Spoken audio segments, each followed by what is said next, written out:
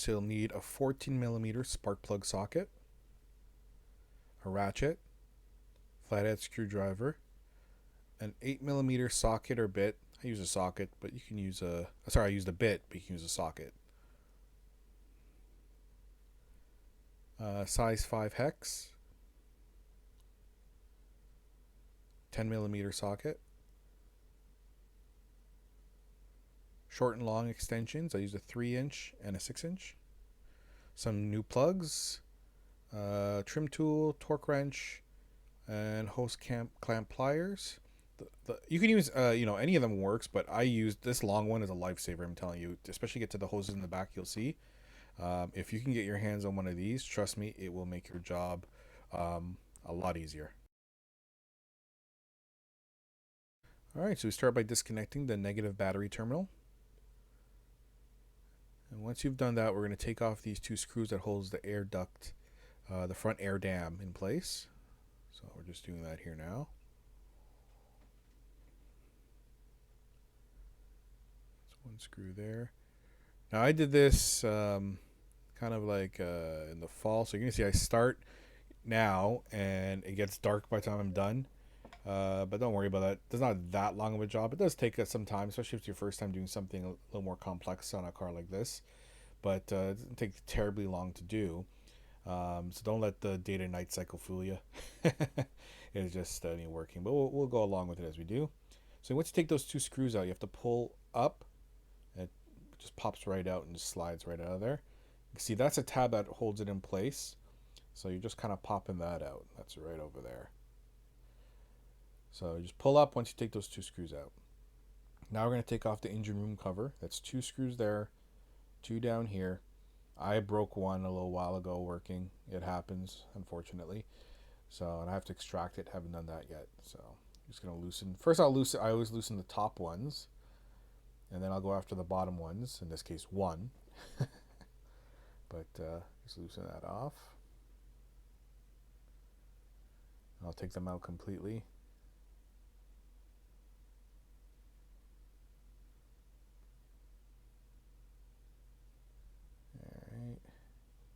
Not terribly long screws, but takes a little bit of go to get them.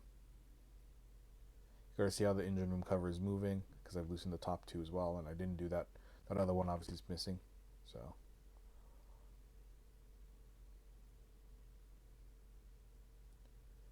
All right, one out. You can see I'm just unthreading these by hand here. So once you've loosened them with the ratchet, you can do it completely by hand, and I don't even take the screws out. I just leave them right in there. If memory serves me, actually, I think they're in there anyways, but still. So now we're gonna go take off this whole. That's the mass airflow sensor. We're gonna take off this top cover. So first, disconnect the mass airflow sensor. So it's just a plug you squeeze and pull out. Great view of the back of my head. And then this is where we use that 8mm socket bit I used to loosen out that hose clamp. And then you just pop the lid off here, and you're going to feel that it's tight in the back. That's because there's a clamp back there, which I did not know at the time. So I used a trim tool, see right here, to pop that off. Unfortunately, even using that, the plastic had become brittle and it actually had broke. So keep that in mind, but it hopefully shouldn't happen like that. I think I just gave it too hard a pull and actually broke the plastic on the back. It happens, you can see it there. That's it right there, and it broke. So, well, what are you gonna do? All right. Make sure you when you disconnect stuff, make note of where they go. Sometimes wiring can fall back or anything like that. You see that's the wire there, so I push it aside. Now I'm going to take off the duct here, the flexible duct. So that's another screw there. And it goes to this kind of hose here and everything. I'm just going to loosen that out. And just going to give it a little pull once you get it sufficiently loose. And it'll just come right off. See, there you go. And you can just put that aside.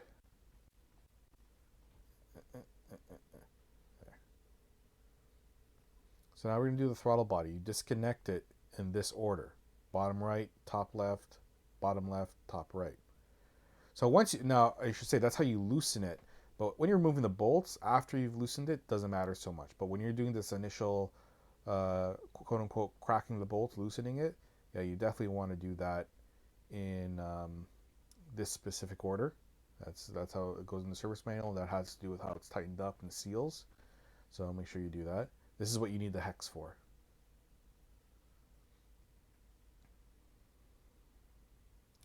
Now you don't actually need to remove the throttle body. I mean, you could. I did not. Once I disconnected it, I just moved it aside. And then you don't have to worry about actually disconnecting the coolant lines and things like that.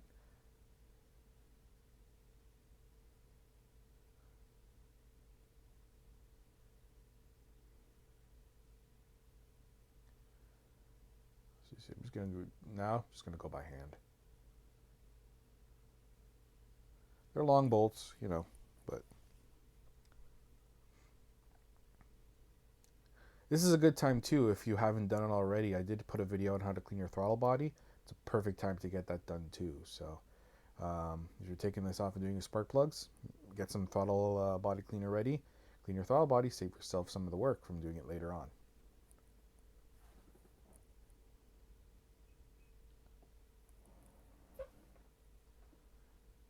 All right. And you see there's a clip there. Don't forget that bracket later. So just move it aside. And went and did all the other bolts because you don't have to see all that. It's all the same thing. You just pull them off in any order. It doesn't matter once you've cracked them. And then you just move your throttle body aside. Alright, now we're going to disconnect these particular screws here in this order.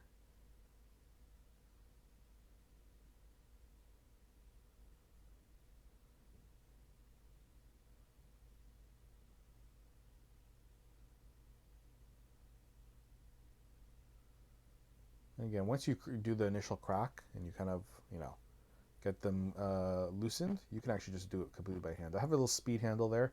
Not speed handle, sorry. It's like a little ratcheting tool there. I forgot the name of it now, and the name escapes me. But they're nice tools. They're great. They're great for little. It gives you extra leverage for when you have to move things out, but it's not long and bulky like a speed handle. So you know, nothing wrong with speed handle, but I find this to be, you know, nice and quick and easy. Gives you leverage, and they're ratcheting too. Right now I'm just twisting them, but if you need to ratchet, they can ratchet. So they're pretty cool. I know I didn't put that in the beginning of the video, but they're nice to have.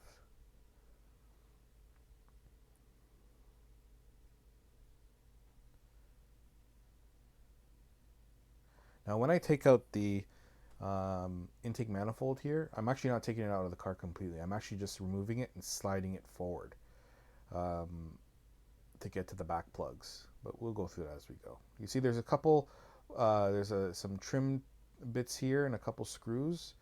Take all that out. Right now I'm taking out the trim. There's like a trim plug there. Sorry I'm blocking it. That's my bad. I didn't realize that I was blocking the angle there. But it's right where I'm working. Right there's a couple trim bits and stuff like that. A couple screws as well. You can see I'm working with the trim. Hopefully you can see it enough. There you go. Oh, actually, you go perfect. Good. You got the angle there. So you got to disconnect that. That's just to give you some extra leverage when you have to move the intake manifold. And there's this side bolt here. You want to disconnect that as well.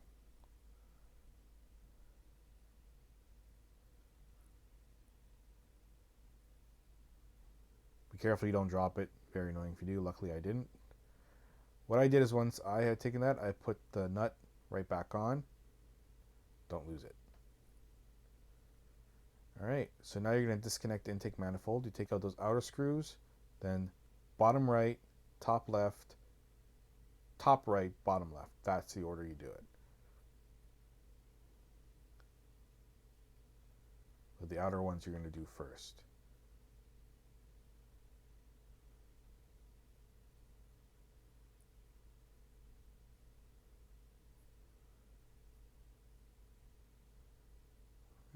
And again, same idea here. Once you loosen it, once it's loose, you can actually remove it in any order. It's how they're loosened specifically, and actually even when they're tightened back, this is important.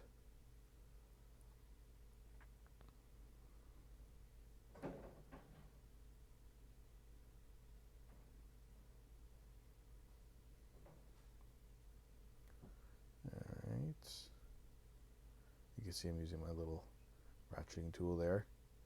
It does help.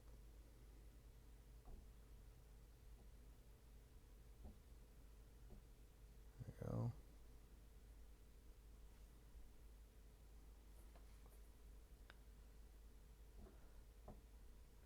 I could have cut this down a bit. Just want to show you guys. You know, they're not very long bolts. They are easy to take out. Things like that. See? They're not torqued very heavily, so they're 74 inch-pounds. So it's not much at all. And keep that in mind too. You are going to need a torque wrench that can go to like low levels of torque, inch-pounds and things like that. You will need that 100%. So your big one you're using for your wheels, not going to do the job for sure.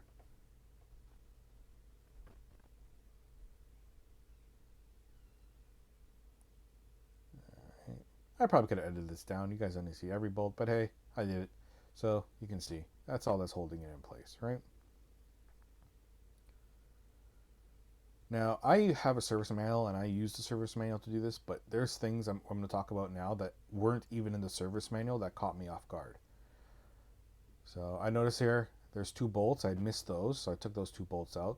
I know what I showed you, but there's 2 bolts at the bottom. And then you just lift your intake manifold up.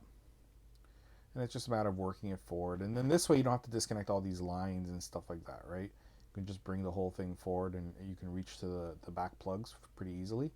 I could anyways, and I'm not a small guy, but I'm, you know, a fairly big guy myself, as you guys have seen the videos. Pretty big guy, and I was able to do it like this. So now this catch me off guard. I'm like, why is this thing not coming out at all? Then I look in the back and I realize there's things in the back. There's 2 hose clamps back there. That's where that hose clamp tool I was telling you about will come in handy, because I have, as you saw, I have regular hose clamp tools, and they worked. You can see there, I'm getting one loose there, but see, I've got one off and I'm getting that other one off now. It's very hard to get to. There's one and there's the other. Service manual doesn't tell you about that. So I've disconnected it. I've moved the manifold up and you can see there's the plugs.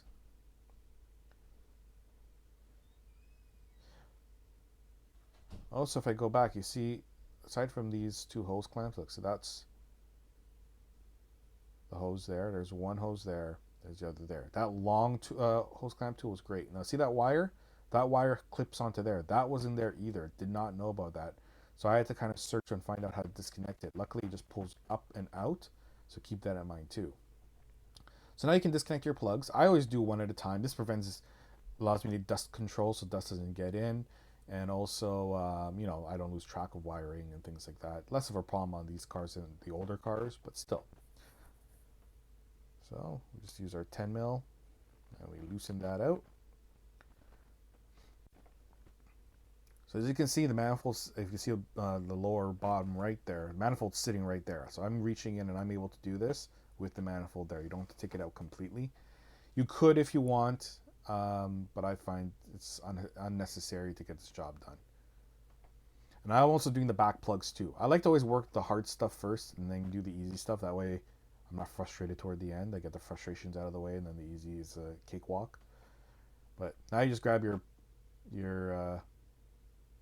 coil, pull up. Careful when you're pulling up. You don't want to damage your coil or rip it or anything. But yeah, just pull straight up, twist as you pull, and your coil will come out.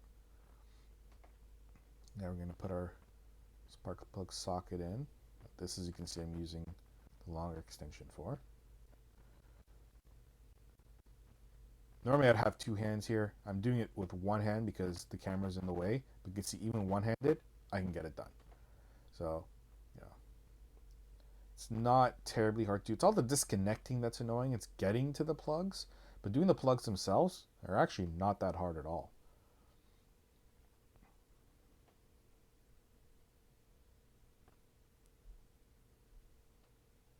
It's again where this tool does come in handy. I'm ratcheting. A little bit of twist and the occasional little ratchet there as I need to as well.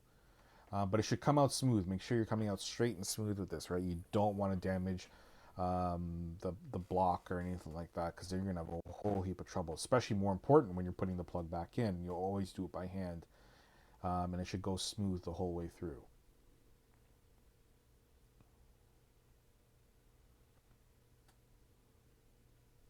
right, and there's the old plug. See, there it is. Now you compare your old and new plugs. Here's my ruthenium. Now the gap should already be preset at 0.043 inches, but if you want to check it, that's what it is, 0.043. And when you're putting the plugs in, they torque to 14 foot-pounds. No more, no less. There is an ongoing debate that's been happening for a long time now, and if you should put anti-seize on these. I do not put anti-seize. On the old cars, I used to. Like on my 91 Cavalier I had way back in the day and everything, I did. But I find with modern cars and stuff like that, you don't and never have needed to. I mean, if you're just doing your regular plug maintenance, you're not the. I mean, you put the anti-seize so that the plugs don't seize in there. Part of that was the materials that were used between the plug and the cast iron blocks, and part of that was because a lot of people didn't use torque specs. They just tightened it hand tight. So the next person goes to do it, and it's too tight or something like that. If you're torquing to the right spec and everything like that, you'll never have that problem. I'm telling you, I haven't had that problem in any modern car in the last 15 years. So that's my opinion. If you like to put anti-seize, you can. That is up to you. I'm not recommending it for this car though. As you can see, not a lot of room to work with. That could be playing the part, of course, because I have the manifold there, but not a big deal. Just torquing it up to 14 foot-pounds.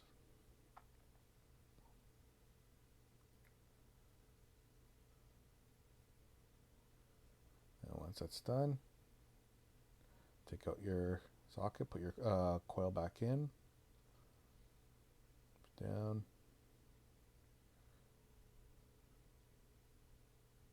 And then these are 62 inch-pounds. If you want to be to exact, you're doing these coil bolts to 62 inch-pounds. So very little torque.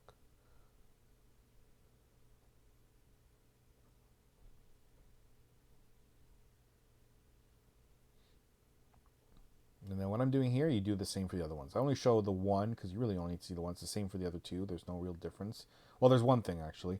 To the left, you'll see there's a wire there, right on top of the middle coil. You do need to disconnect that wire temporarily to get to it. Otherwise, it gets in the way. So plug that in. I'll mention it here now, I think. Yeah, here we go. So you see I got the coil. It was getting in the way because of it attaches to the spark plug wires. So I did at the temporarily just push the clip, pull it out, and then you can get access to moving this. Otherwise, I couldn't get it out. So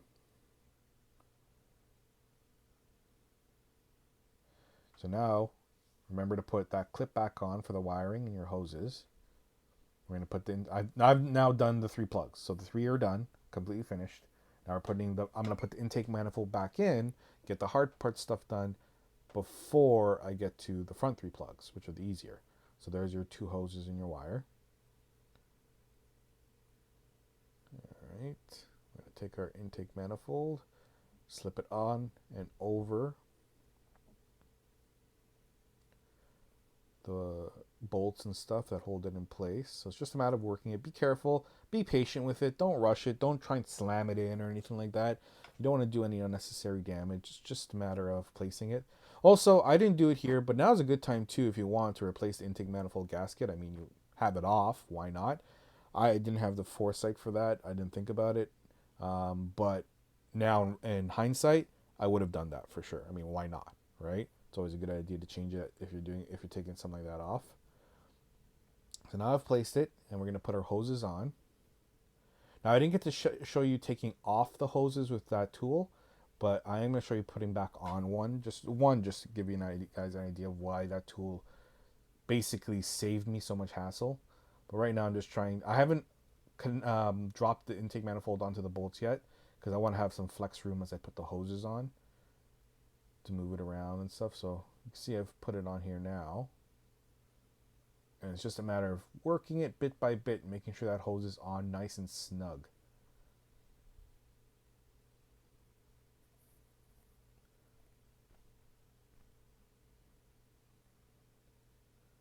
Yeah, just working it around. This was actually one of the more frustrating things, but you can see once you get it on, it will get on there. It takes some time and some patience. Don't rush it and know what you're getting into. If you don't know, these things frustrate you. But now seeing this, hopefully you'll know, you know to expect it, and it's not going to drive you nuts, right?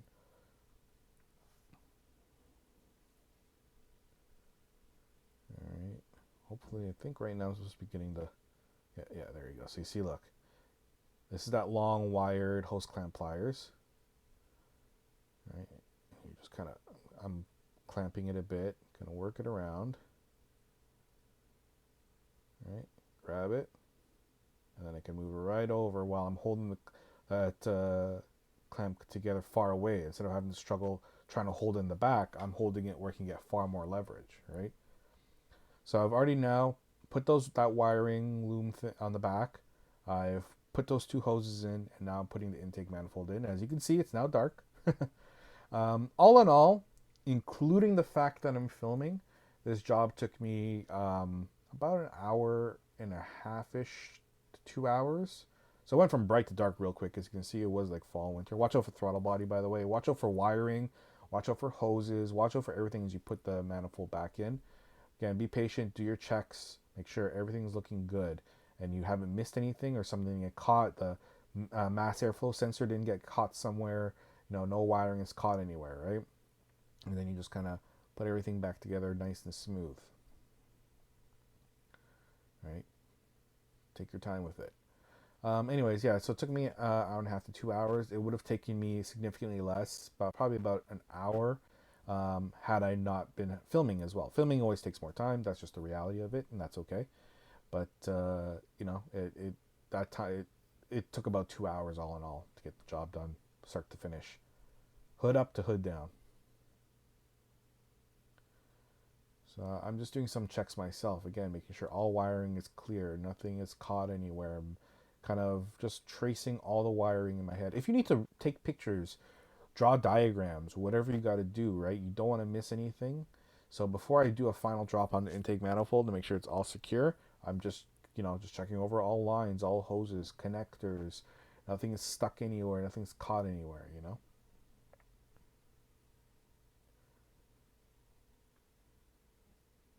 The last thing you need is to tighten up and pinch a line or something like that because you got a caught between the cylinder head and the intake manifold or something. All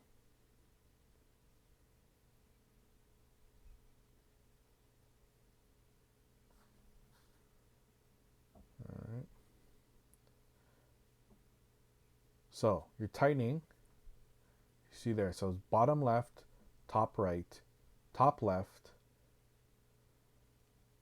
and then bottom right.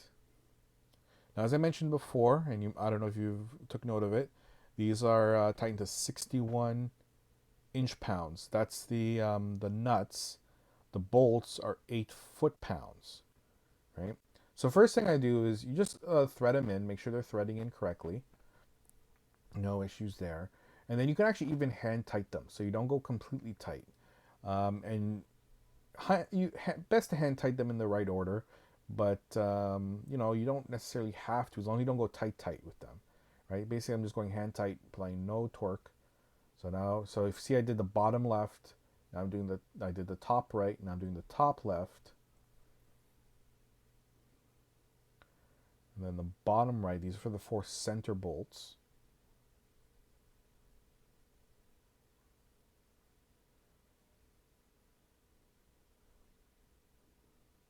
And now these 2 nuts. These nuts. Okay, I'm sorry. I know, that was bad. All right. And the same thing, hand tight there.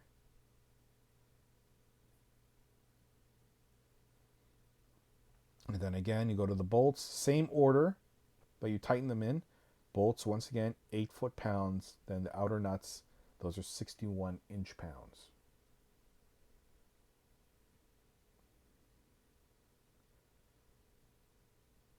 See, got my torque wrench out.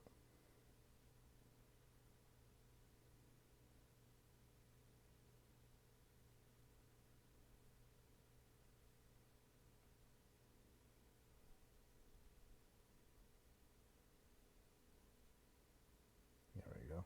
Must have gone to do something. Not sure what I did there. There you go. It's crucial to make sure, especially when we're talking the plastic intake manifold and you talk about a cylinder head and stuff, it's crucial to do the right torque. If you don't have a proper torque wrench, invest in one. You can hand tight it, but if you do, you run some serious risks. Honestly, to me, not worth it. Although I did a quick cut, obviously I adjusted the torque and then torqued it correctly, so keep that in mind, but I just kind of edited some of the wait times while I made the adjustments. So now we're going to install the throttle body, and you're doing it in the reverse order that you disconnected it. So I'll show you again. First I'm putting in the top right bolt. These torque up to 74 inch-pounds. But same idea. First I go hand tight. You don't I never ever do and I recommend this, do I just torque one and then do another, then another. You kind of put them all in and hand tight them so that the throttle body's snug, and then do the final torque. So right now, just kind of, quick little time here. After this, you do the bottom left. They're long bolts, All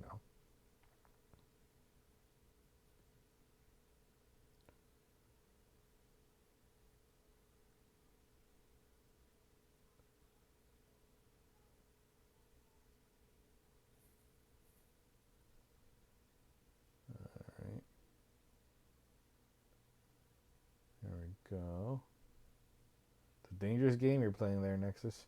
That bolt could have fallen in, especially in the dark. Not good. Yeah, but you know what I mean. I'm sure any of you who worked on your car have had that situation before.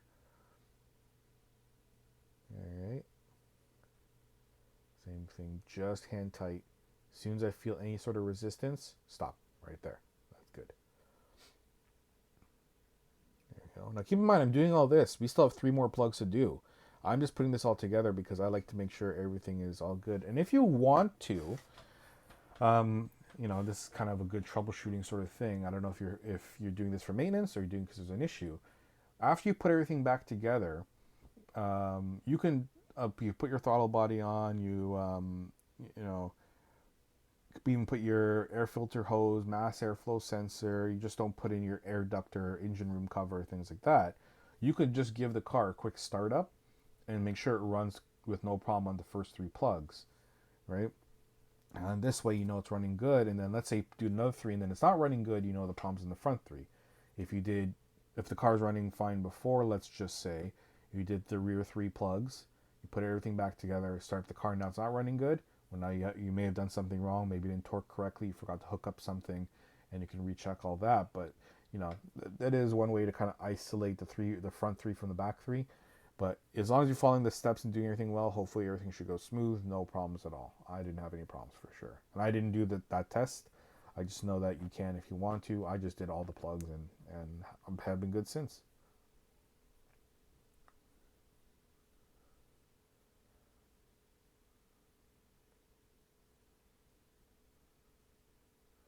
All right.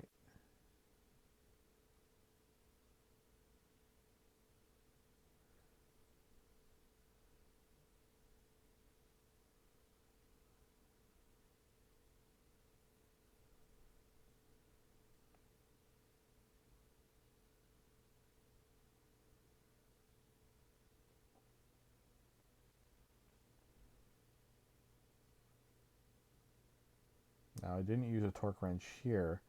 We're showing you using a ratchet to do some final tightening with it. But I show you they're definitely torqued to the right spec. Alrighty, so now all this is all done. We're going to put all this stuff back together. So it's just a matter of putting these all in, tightening everything up.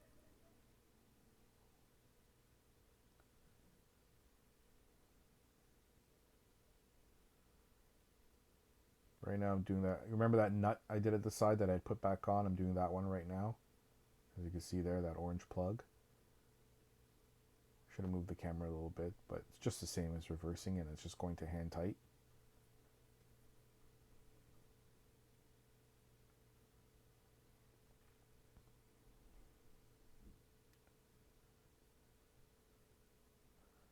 I mean, even now, so while you're looking at this here, let's just talk about now. Think about now, if you had done the front 3 plugs, yeah, you're all done, front 3. Now you're doing what I showed at the beginning of the video. Now you're doing the hard part.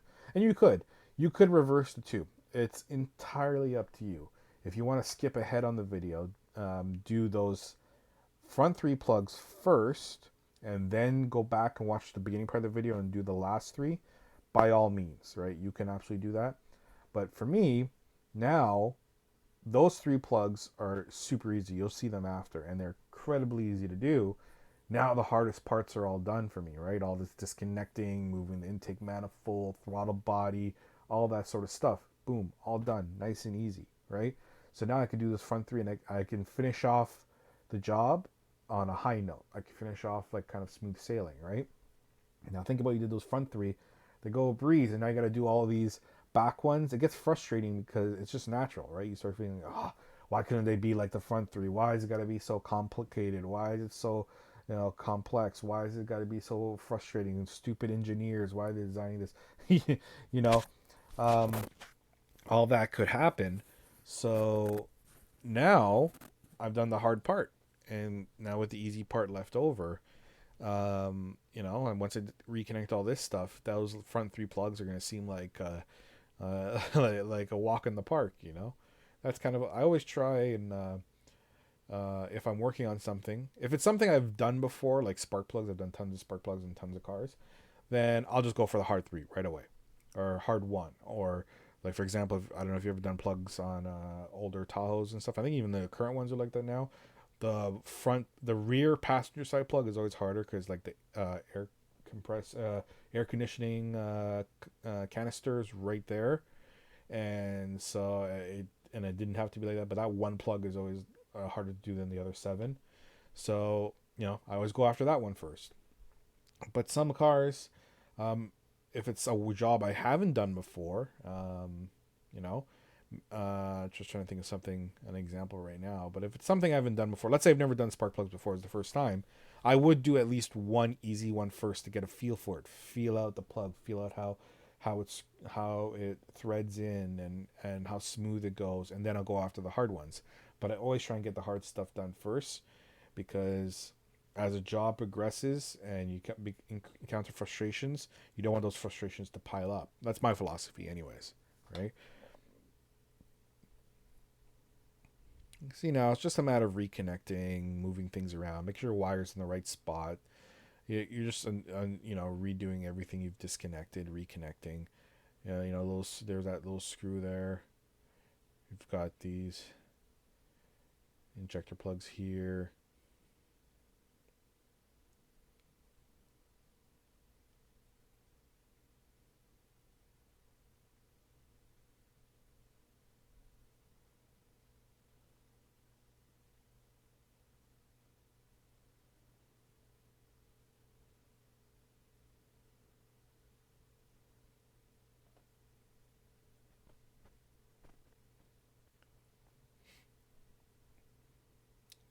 And just going all but hand tight, and then do a final tighten up to essentially to hand tight.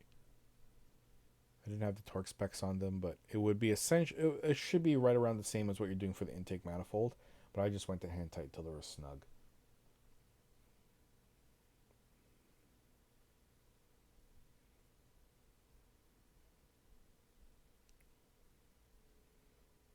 And you can see I've put that plastic clip back in. I've put all the lower bolts back in. There's this upper one up here, putting that back in, and I haven't tightened everything because what I don't want. It's a little more inefficient, you put one in and then you get your ratchet and tighten. Put one in, ratchet. So I'm putting everything back together first, then you get your ratchet and tighten everything up.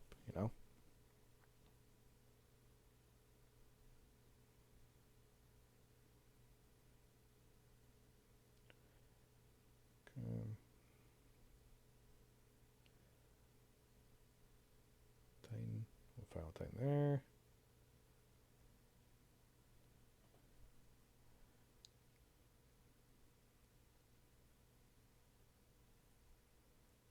And then up there.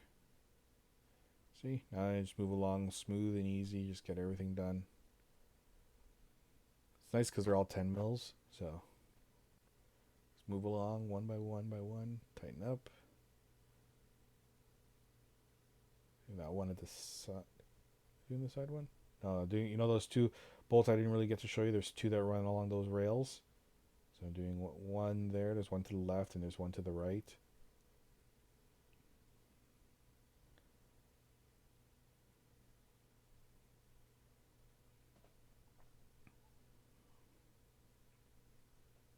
There. And another one.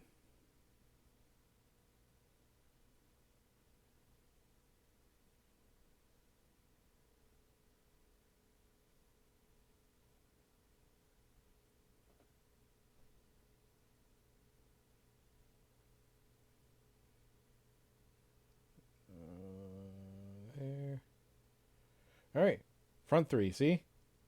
Nice and easy. I'm going to show you the middle one.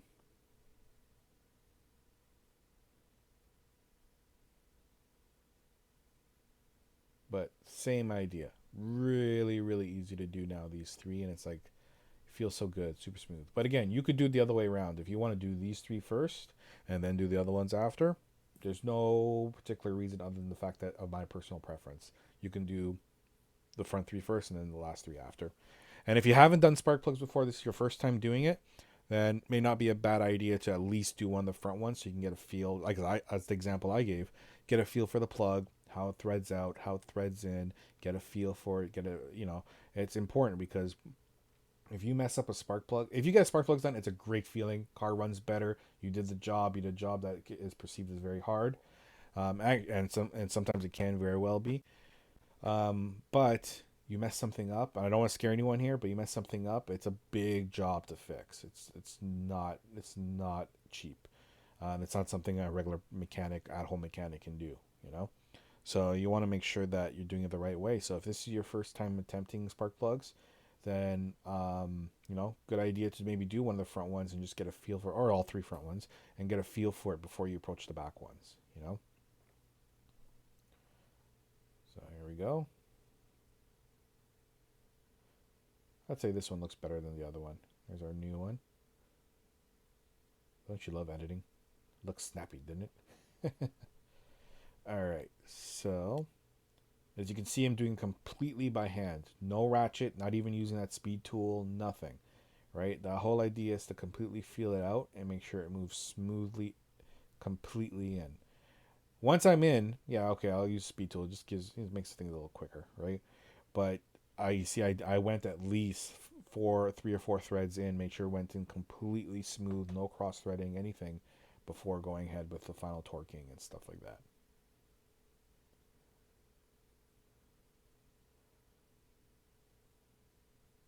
Same idea, 14 foot-pounds.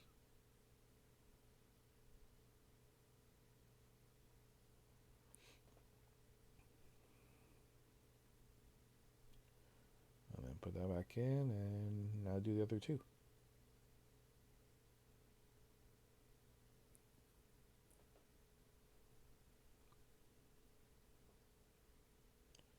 And once again, 62 inch-pounds on that coil bolt.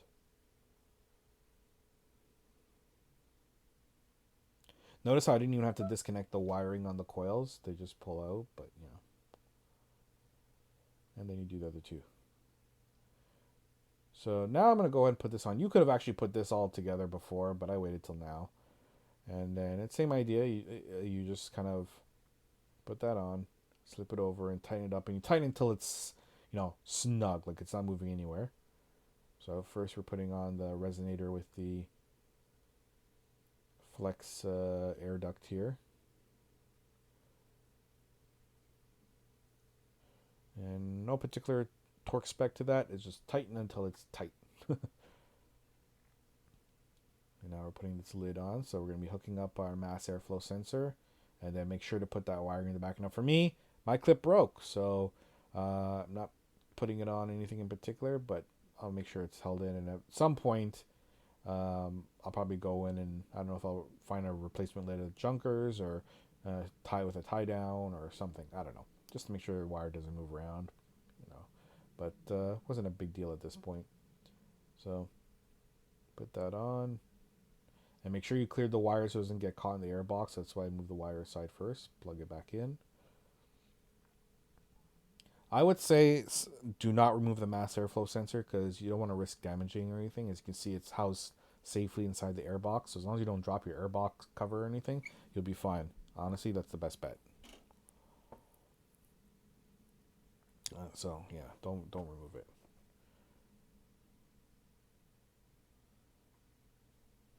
And once that's tightened on, I'll clamp down the airbox. Now we're going to put on our engine room cover, and it's just a matter of lining it up. Using the bottom bolts is the way to line it up.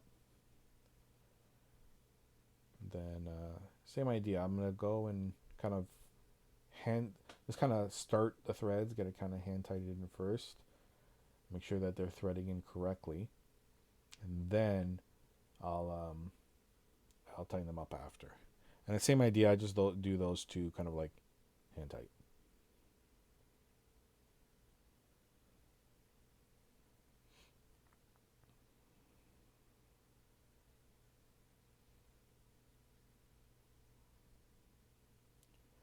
And there's no particular order to disconnect them, reconnect them. So, but I decided to do kind of like same idea crossover. So I did the furthest lowest one, and the furthest highest one, and then the middle one.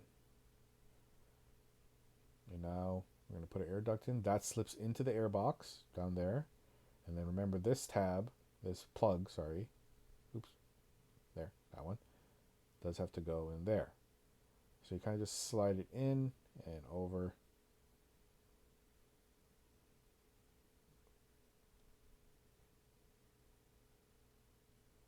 Like that. That should just pop right in, and you put your 2 screws in. Then after this, it's just a matter of reconnecting your battery, starting your carb, let it run for a bit, and then you are good to go. Tighten that one up. Do this one up here. And like I said, reconnect your negative battery post, and you've now done your spark plugs on a car that looks way more daunting than it actually is.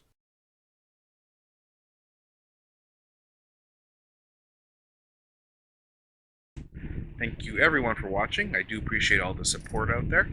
Don't forget to throw a like on that video if it helped you, if you found the information useful, anything like that. Make sure to like it. Don't forget to subscribe, help the channel grow, and hit the notification if you want to see more of my videos. If you dislike the video, that's okay, no problem at all, but don't be a troll, alright? Make sure you put why in the comments. I mean, maybe I missed something, maybe I got something wrong, maybe there's something you feel better, or you didn't like how I filmed. Whatever it is, put it in there. I make these videos to help people out, so I can only make it better if I get the feedback, but I need the feedback. Just don't be trolling, alright? Otherwise, if you have any other comments, feel free to do so. I answer questions whenever I can. If you want to add something on there, if you have a helpful tip that maybe I didn't cover, I didn't even know about, make sure to put that in the comments as well. I want to thank everyone, and I will see you all next video.